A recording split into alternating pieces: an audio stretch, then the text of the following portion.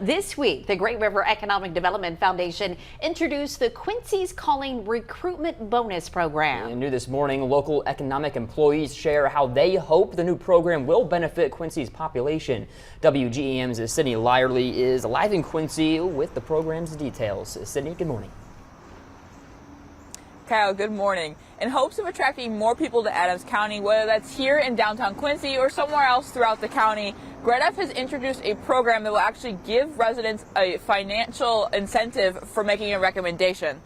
GREDF's president tells me that Quincy and Adams County currently have a worker shortage. He says current residents can help solve that issue by submitting a name and contact information of someone they think might want to move to and live in Adams County.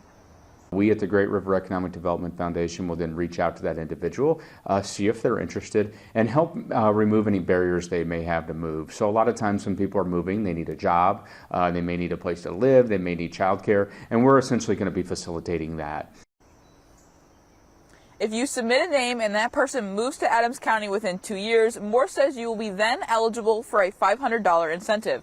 The program is first come, first serve and is set up for 10 families. You can learn a little bit more about that and where to apply on WGEM.com.